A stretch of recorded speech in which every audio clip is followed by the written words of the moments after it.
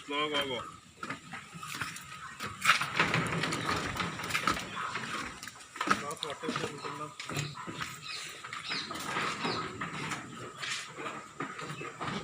First ಇಲ್ಲಿ ನಿಂತ್ಕೊಂಡು zoom ಮಾಡ್ಬೇಕಲ್ಲ, ಏನು ಉಳಿಕೊಂಡೋದು ಎಕ್ತಾವ.